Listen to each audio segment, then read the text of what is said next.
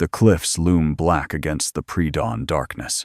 53 meters of near-vertical rock face, slick with morning dew, rising from the St. Lawrence River like a fortress wall designed by nature itself.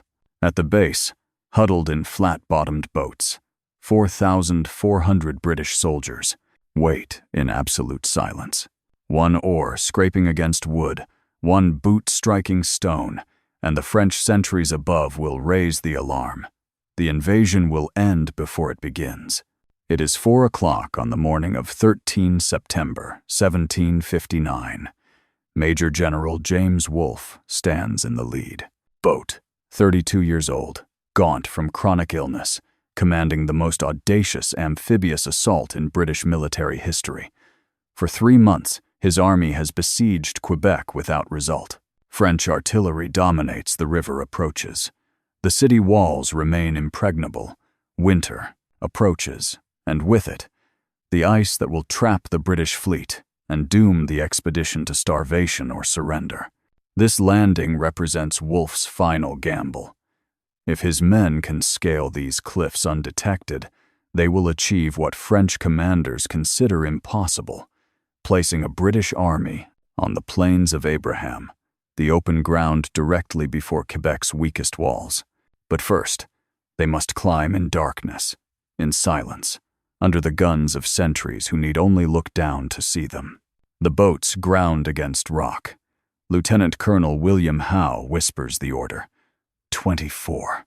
Light infantrymen begin to climb, muskets slung across their backs, fingers seeking purchase in root and stone. A pebble falls, then another. From above, a French voice challenges in the darkness. Qui vive? A Highland officer, Captain Donald MacDonald of Fraser's regiment, replies in perfect French, La France. Then adds, urgently, that they are a provision convoy from Montreal. A crucial lie, for the French are indeed expecting supplies. The sentry hesitates. In that heartbeat of hesitation, Howe's men surge upward, bayonets fixed, scrambling the final meters to overwhelm the picket before they can fire. Within the hour, Wolfe is deploying his battalions on the Plains of Abraham, southwest of Quebec. The Marquis de Montcalm, waking to find a British army impossibly positioned outside his gates, orders his troops into line. By mid-morning, 2 empires will collide in a battle lasting barely 15 minutes, a battle that will determine the fate of North America. Yet here is the paradox that haunts military history. The victory at Quebec established British supremacy across a continent, laid the foundation for Canada as we know it, and, paradoxically, set in motion the forces that would create the United States. It was one of the most consequential battles in the story of the English-speaking world. The commander who achieved it died at the moment of triumph, immortalized in death as few British generals before or since. And yet, ask most Britons today about James Wolfe, and you will receive blank stares.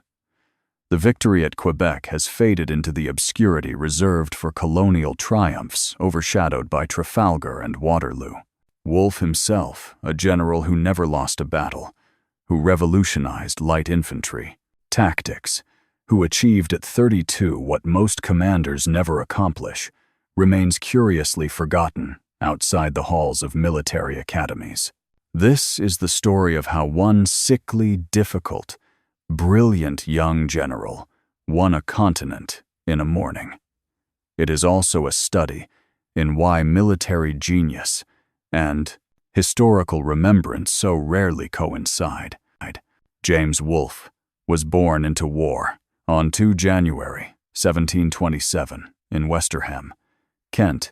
He entered a world where military service defined gentlemanly identity and martial glory represented the highest calling. His father, Edward Wolfe, was a lieutenant colonel who would rise to lieutenant general. His mother, Henrietta Thompson, came from Yorkshire gentry. For young James, there was never any question of his destiny. The Britain of Wolfe's youth was transforming itself into a global power through the instrument of professional military force. The Stuart rebellions had been crushed. The Acts of Union with Scotland had created a unified kingdom. Now Britain looked outward to the sugar islands of the Caribbean, the trading posts of India, the rich fishing grounds and fur territories of North America. But these prizes required defending, and defense required soldiers trained to a spherical standard the old militia system could never achieve. Wolfe received his education at schools in Westerham and Greenwich, where the family moved in 1738.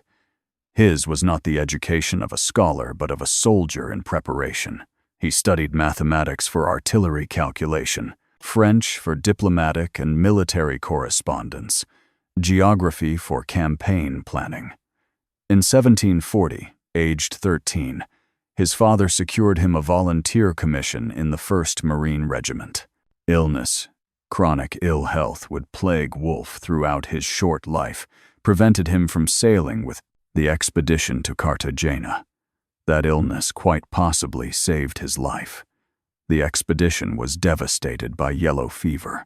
His actual military service began in 1741, when he received a commission as second lieutenant in his father's regiment, the 12th Foot. He was 14 years old. By modern standards, this seems unconscionable. By the standards of 18th century military practice, it was unremarkable. What was remarkable was how quickly young Wolfe demonstrated not merely competence but genuine tactical insight. At the Battle of Dettingen in 1743, 16-year-old Wolfe saw his first action. British, Hanoverian, and Austrian forces engaged the French in Bavaria during the War of the Austrian Succession. It was here that Wolfe attracted the attention of the Duke of Cumberland, George II's son and commander of British forces. Cumberland recognized something in the thin, intense young officer, a combination of courage, cool judgment under fire, and obsessive attention to drill and discipline that would define Wolfe's career. Dettingen taught Wolfe several lessons he never forgot. First, that linear tactics, the wall of musket, fire, delivered by disciplined infantry, standing shoulder to shoulder, could break even numerically superior forces if executed with precision. Second, that terrain and timing mattered more than raw courage. Third, that officers who understood their soldiers and trained them relentlessly would always defeat those who relied on numerical superiority alone. The Jacobite Rebellion of 1745 brought Wolfe back to Britain. The young pretender, Charles Edward Stuart, had landed in Scotland and raised the Highland clans in a final desperate attempt to restore the Stuart monarchy. The rebellion was doomed, but it was dangerous. At Culloden in April 1746, Wolfe fought in the battle that ended the Stuart cause forever. The Jacobite army was shattered. The Highlands were subjected to brutal suppression. Wolfe's role at Culloden has generated historical controversy. Some accounts suggest he refused an order to shoot a wounded Jacobite officer, considering it murder rather than military necessity. Whether or not this is true, the evidence is contradictory. What is certain is that Wolfe emerged from Culloden with a reputation for courage, tempered by humanity, unusual in an age when quarter was rarely given. The peace that followed saw Wolfe posted to Scotland and then Ireland. These were not glorious postings.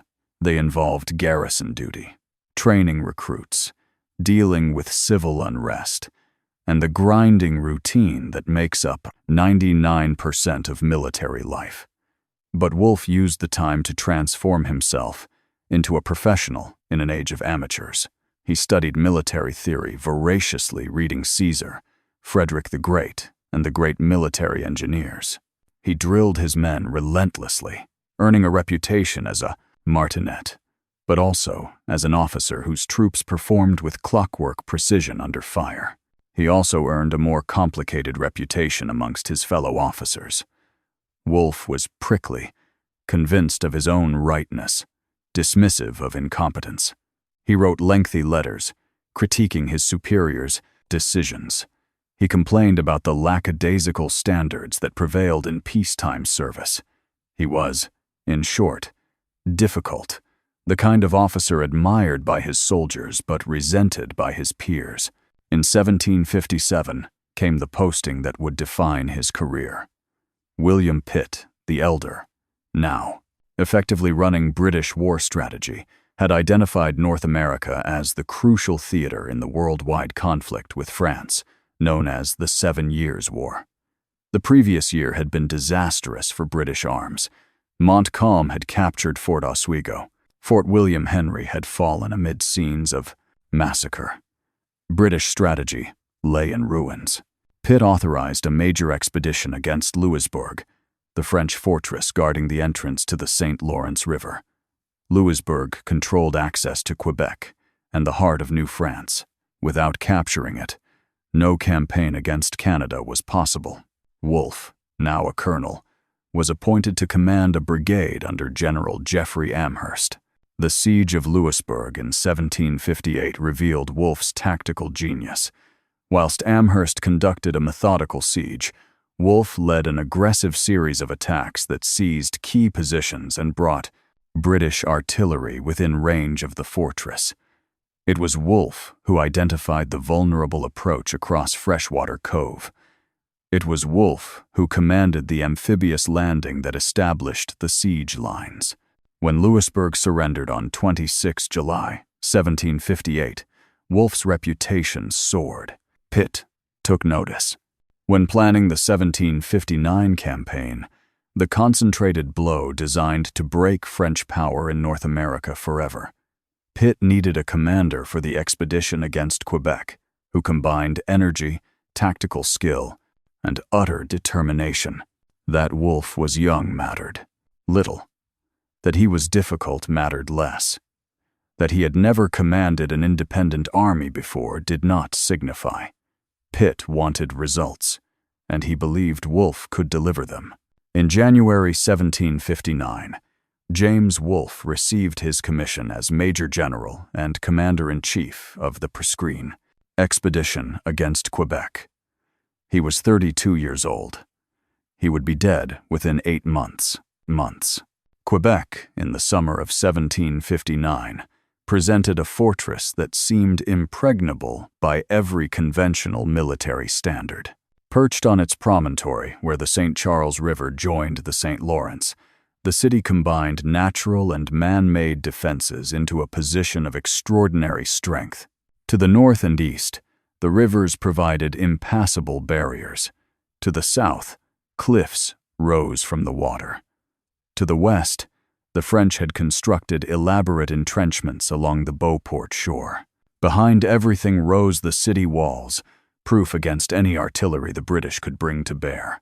The Marquis de Montcalm commanded some 14,000 troops, a mixture of French regulars, Canadian militia, and indigenous allies. He had interior lines of communication, a population to support him, and the certain knowledge that time favored the defender. The St. Lawrence froze solid each winter. Once ice closed the river, the British fleet would have to withdraw or be trapped.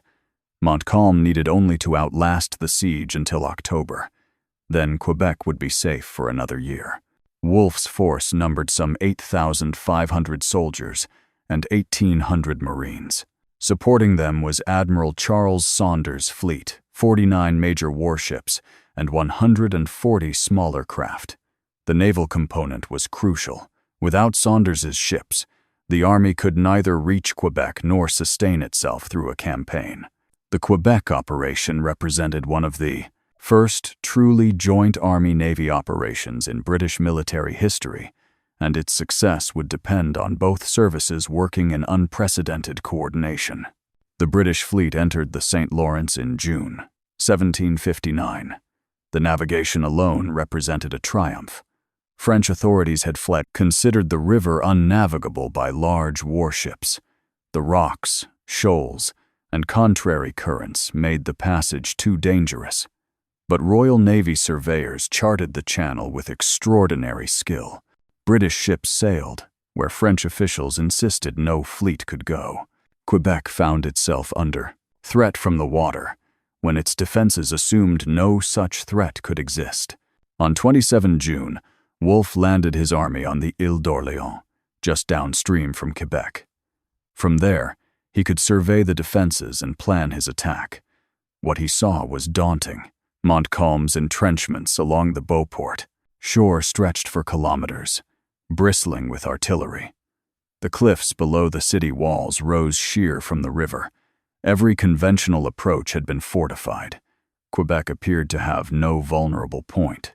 Wolfe began with a bombardment. British artillery on the south shore and aboard ships. In the river poured shot and shell into the lower town. For weeks, the guns fired day and night, reducing the civilian areas to rubble. But the bombardment achieved nothing strategically.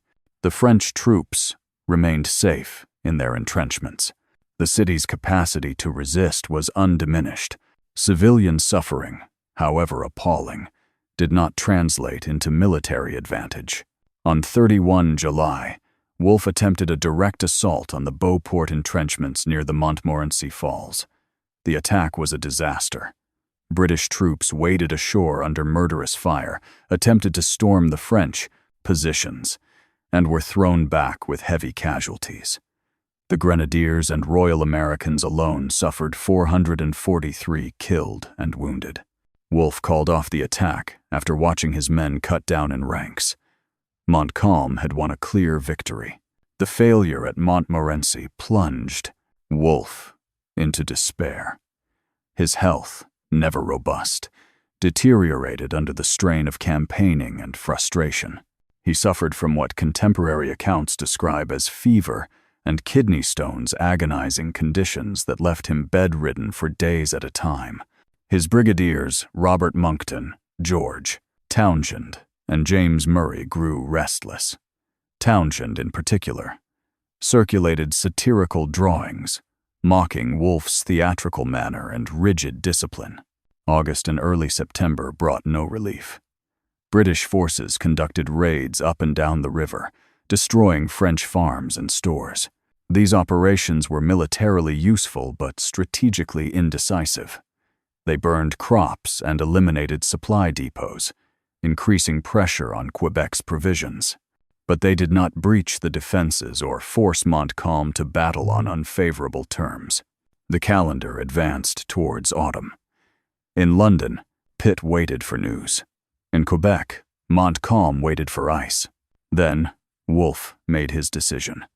He would land above Quebec, west of the city, where the cliffs appeared unscalable and therefore remained lightly guarded.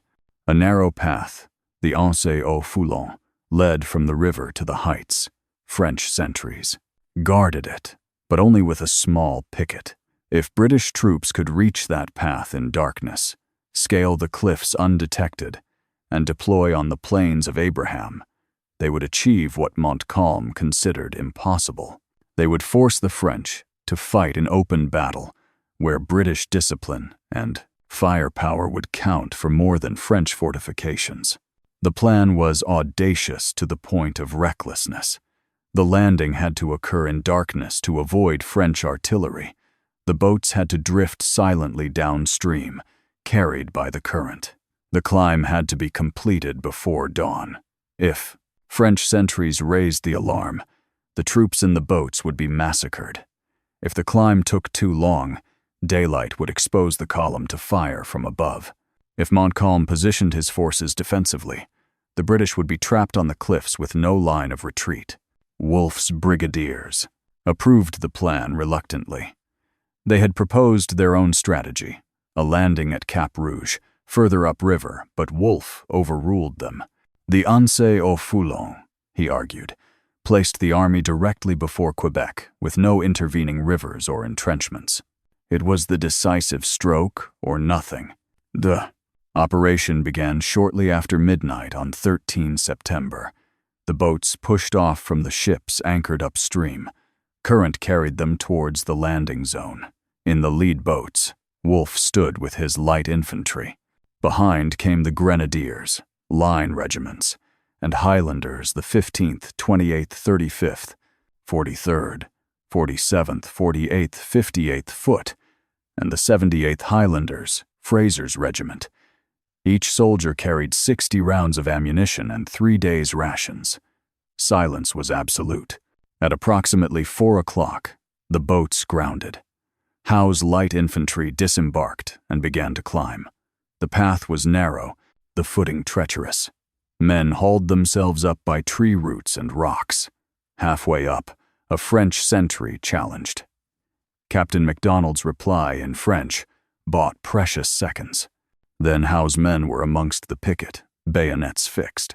Captain Louis Dupont du Chambon de Vergor, commanding the guard, a post, was wounded and captured.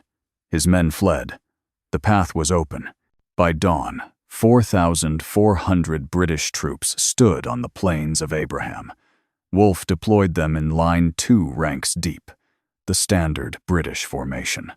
The Louisbourg Grenadiers anchored the right. Fraser's Highlanders, formidable in their kilts and broadswords, held the left. Between them stood the line regiments, veterans of European and American campaigns. One gun, a single 6-pounder hauled up the cliff path, represented the army's artillery. Facing the city walls, half a mile distant, the British line waited. Montcalm's response was immediate and, with hindsight, strategically questionable.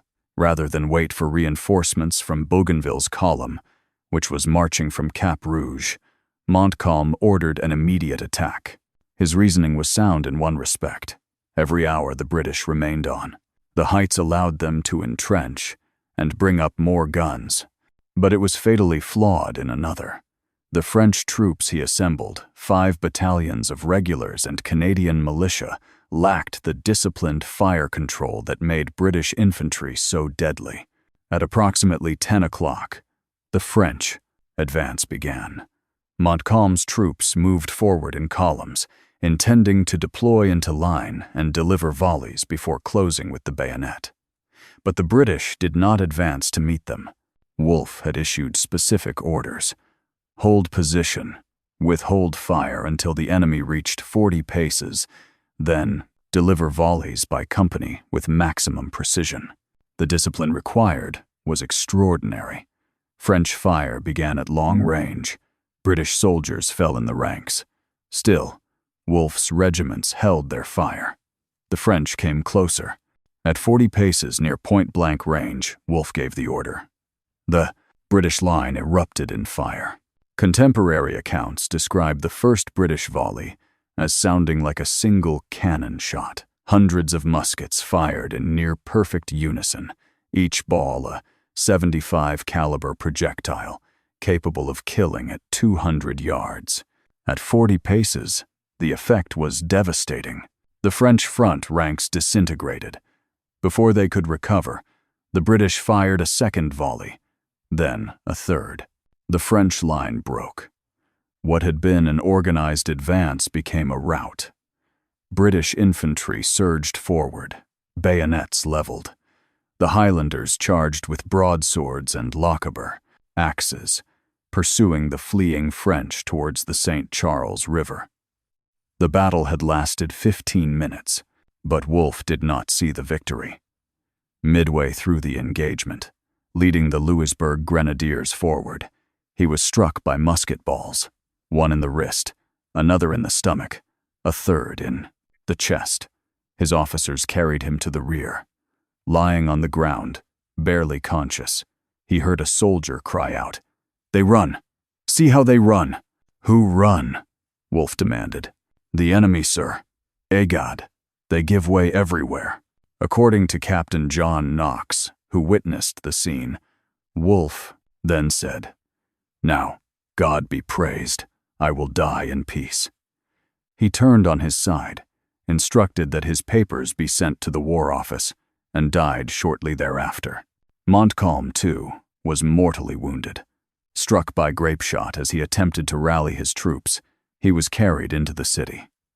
When told his wound was fatal, he reportedly said, "So much the better. I am happy I shall not live to see the surrender of Quebec." He died the following morning. British casualties numbered 61 killed and 597 wounded. French losses were approximately 600 44 killed or wounded, with 350 taken prisoner. In terms of casualties, the battle was relatively modest. In terms of strategic consequences, it was epochal. On 18 September 1759, Quebec surrendered. The British flag flew over the city that had been the heart of New France for 150 years. 50 years. The immediate military consequences of Quebec's fall were profound. The British controlled the St. Lawrence River and, with it, access to the interior of Canada. Montreal, isolated and unable to receive supplies or reinforcements from France, would fall the following year. The Treaty of Paris, in 1763, formally ceded Canada to Britain, ending French colonial ambitions in North America. An entire theater of global conflict had been resolved by a 15-minute battle. But why has this victory, so decisive in its effects, faded from British historical consciousness when Trafalgar and Waterloo remain celebrated? The answer lies partly in timing. Quebec was won in 1759, the year of victories that saw British forces triumphant across the globe. Minden, Quiberon Bay, and Quebec all occurred within months of each other. The sheer number of victories diluted the individual impact. Moreover, the 7 Years' War, for all its importance, has been overshadowed in British memory by the Napoleonic Wars, which posed an existential threat to Britain itself. Quebec secured an empire. Waterloo saved the nation. The latter inevitably claims greater attention. Geography also matters. Quebec is distant, colonial, part of a North American story that Britain eventually lost with American independence. The Plains of Abraham lacks the resonance of Trafalgar's waves or Waterloo's fields, precisely because Canada, whilst remaining in the British sphere, developed its own national identity. The battle that made British Canada possible also, paradoxically, enabled the political development that would make Canada something other than simply British. Yet the military legacy of Quebec endures in ways often unrecognized. Wolfe's use of light infantry mobile, flexible troops capable of independent action rather than rigid adherence to linear tactics influenced British military doctrine for generations. The lessons of amphibious operations, conducted with naval support, would shape British strategy from the Peninsular War to the Falklands. The emphasis on disciplined fire control and holding volleys until the enemy was at close range became a hallmark of British infantry tactics. Modern military historians also recognize Quebec as a case study in joint operations. The coordination between Wolfe's army and Saunders's fleet, the naval support that made the landing possible, the boats provided for river operations, the logistics of supplying an army entirely by water, prefigured the combined arms operations that would dominate 20th century warfare. Amphibious assault, so central to Allied victory in the Second World War, had its 18th century proving ground on the cliffs above Quebec, and there is a darker legacy. The ruthless raiding campaign Wolfe conducted before the battle, burning farms, destroying crops, laying waste to French-Canadian settlements, represented total war tactics that would become grimly familiar in later conflicts.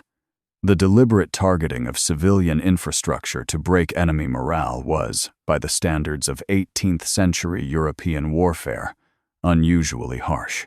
It worked, in the sense that it increased pressure on Quebec's defenders, but it also sowed bitterness that complicated British rule in Canada for generations.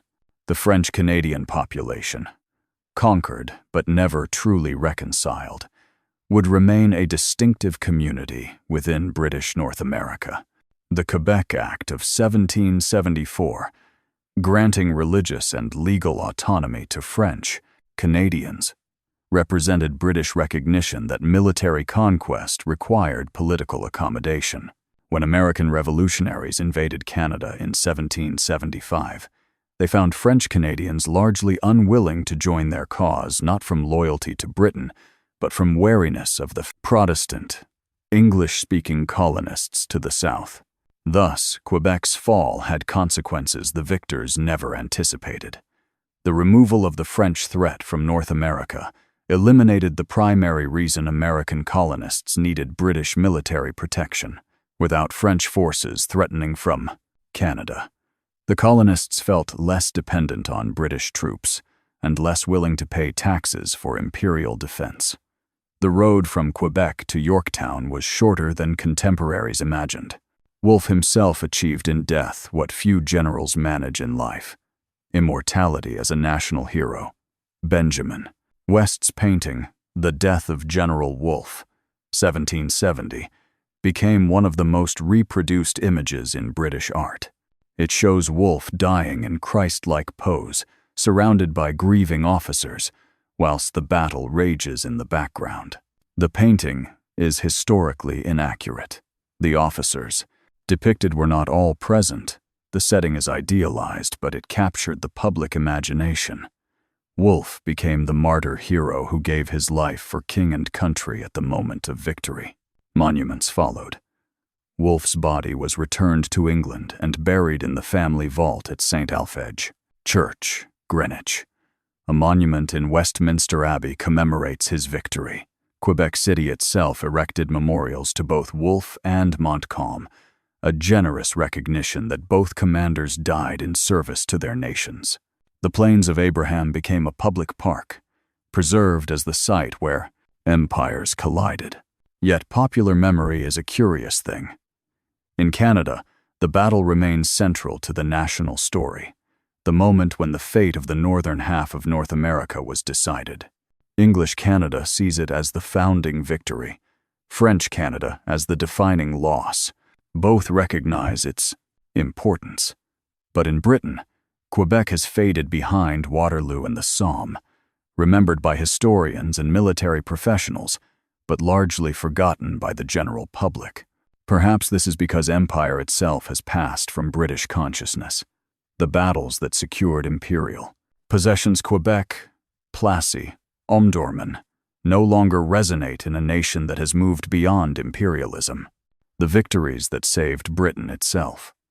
Trafalgar, the Battle of Britain, retain their power because they speak to national survival rather than overseas conquest. But the military professional still studies Quebec. Staff colleges analyze Wolfe's planning, his risk-taking, his integration of naval and land forces, the nighttime landing, the silent climb, the dawn deployment. These represent operational art of a high order. That the plan succeeded despite appalling risks speaks to meticulous preparation, detailed reconnaissance, and a commander willing to stake everything on a single decisive action. Wolfe's flaws are studied as well. His difficult personality, his strained relations with his brigadiers, his occasional despair when operations went badly. These are part of the historical record. He was not a plaster saint, but a complex, driven man who combined tactical brilliance with personal insecurity. Modern military leadership doctrine acknowledges that genius and likability need not coincide. Wolfe would have been exhausting to serve under. He was, also, demonstrably effective. The question of whether the risks Wolfe took were justified or reckless continues to generate debate. Some historians argue that the Anse-au-Foulon landing was a desperate gamble that succeeded through luck as much as skill. Others point out that the extensive reconnaissance, the deception operations that drew French attention elsewhere, and the careful coordination with Saunders' fleet represented calculated risk rather than blind hope. The line between audacity and recklessness is often clear only in retrospect. What remains indisputable is the outcome. A 32-year-old general, commanding an army far from home, besieging a fortress considered impregnable, executed an operation that changed the map of the world. The French Empire in North America ended on the Plains of Abraham. The British Empire expanded to encompass a continent, and 13 years later, the American colonists, freed from the French threat, would begin the revolution that would create the United States. History moves through chains of consequence that no contemporary can fully perceive. Wolfe could not have imagined that his victory would help create the conditions for American independence. Montcalm could not have known that French support for that independence would help bankrupt the monarchy and spark the French Revolution. Quebec in 1759 was a tactical victory with strategic ramifications that echoed for generations. In the parish church of St. Alphege, Greenwich, a simple stone marks the burial place of Major General James Wolfe. The inscription is brief: his name, his rank, the dates of his birth and death. There is no mention of Quebec. None is needed. For those who remember, Wolfe and Quebec are inseparable. The battlefield itself has been preserved, a rarity for 18th century combat sites. The Plains of Abraham now form a public park in the heart of Quebec City. Plaques mark the positions of British and French forces. Monuments commemorate both commanders. On autumn mornings, when mist rises from the St. Lawrence, it is possible to imagine the scene. The British line stretching across the grass, the French columns advancing, the sudden eruption of musketry that decided a continent's fate. Modern Quebec is bilingual, bicultural, a society shaped by the collision of empires. The battle did not erase French Canada, it transformed it, forcing adaptation whilst preserving identity. The French language survives. French civil law governs Quebec to this day. The Catholic Church, protected by the Quebec Act, remained a powerful institution for 2 centuries. The military defeat of 1759 did not translate into cultural extinction. This, too, is part of Wolfe's legacy, though he could not have foreseen it. Recent historiography has begun to reassess both the battle and its commander. Earlier accounts, written in the glow of imperial triumph, portrayed Quebec as inevitable British organization and discipline defeating French Ellen and colonial disorder. Modern historians recognize a more complex reality. The French defended skillfully with limited resources. Montcalm made the best of an impossible situation. His decision to attack on 13 September, whilst ultimately fatal, had sound tactical reasoning behind it. That he lost does not make him incompetent. Wolfe, similarly, appears less the flawless hero and more the complicated professional. His treatment of French-Canadian civilians, his strained relations with subordinates, his moments of despair, these humanize him whilst not diminishing his achievement. The Quebec campaign succeeded because Wolfe combined meticulous planning with audacious execution. That combination remains the hallmark of successful military operations. For students of military history, Quebec offers lessons that transcend its 18th century context. Joint operations require genuine cooperation, not merely parallel action. Audacious plans succeed when based on detailed reconnaissance and careful coordination. Tactical flexibility matters more than rigid adherence to doctrine. And decisive action, even when risky, often achieves more than cautious half measures. There is also the lesson of contingency. Wolfe's death at the moment of victory created a martyr hero. Had he survived, had he gone on to other commands and perhaps suffered defeats in later campaigns, his reputation might be quite different. Nelson's death at Trafalgar similarly sealed his fame. Victory alone does not guarantee remembrance. Victory, combined with heroic sacrifice, creates myths that endure. Quebec also reminds us that empires rise and fall, that territories change hands, that what seems permanent is contingent. The French Empire in North America, which had endured for 150 years, ended in an afternoon. The British Empire that replaced it seemed eternal to contemporaries, but would itself retreat within 2 centuries. The lessons of Quebec include humility. Victory is temporary, and the consequences of military action extend far beyond what commanders intend or imagine. As the late afternoon sun slants across the plains of Abraham, casting long shadows across the grass where men fought and died, one can reflect on what endures and what fades. The British and French empires that collided here have both receded into history, but the consequences of their collision, Canada as a bilingual nation, the United States as an independent republic, the global dominance of the English language, these remain. Wolfe won a continent in a morning.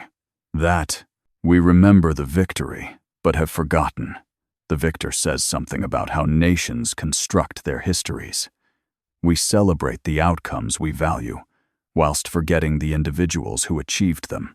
This is neither good nor bad. It simply is. History, public history, serves the needs of the present. The past is prologue to the stories we tell ourselves about who we are. But for those who study military excellence, who seek to understand how decisive action shapes events, James Wolfe remains an exemplar.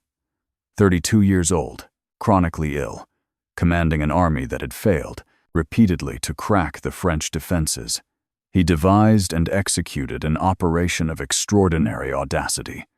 That it succeeded owes much to skill, preparation, and courage. That it succeeded also required luck, the darkness that concealed the landing, the French sentry who hesitated, the timing that placed British troops on the heights before reinforcements arrived. Fortune favors the bold, as the saying goes, but fortune also favors the prepared. Wolfe was both. That combination, careful planning and audacious execution, defines military excellence in any era. The tools of warfare change. The principles endure. As we leave the plains of Abraham, as the modern city of Quebec bustles around the battlefield-turned park, one final thought lingers. In September 1759, 2 commanders staked everything on a single engagement. Both died in the attempt. One succeeded. One failed. Both are remembered, though one more than the other. Perhaps the ultimate lesson is this: greatness demands everything, and sometimes receives it. The price of reshaping history is paid in blood and life. We owe it to those who paid that price to remember not only their victories, but also what those victories cost. James Wolfe won Quebec. Quebec shaped Canada. Canada, in its creation, helped define the modern world.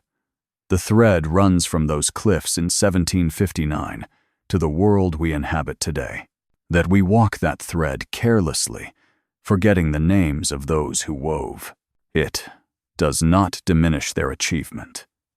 It merely reminds us that history is larger than individuals, that consequences outlast intentions, and that the battles we forget still echo in the world they created. The light fades. The St. Lawrence flows on, as it has for millennia, indifferent to the empires that rise and fall along its banks. In a church in Greenwich, a stone marks a grave. On a plain in Quebec, monuments stand. And in the archives of military academies, in the journals of strategic studies, in the footnotes of histories that examine how Britain became an empire and how that empire transformed the world, James Wolfe's victory at Quebec endures a case study in audacity, a reminder that single battles can change centuries, and a testament to the forgotten heroes who won a continent and disappeared into the mists of time they helped to create.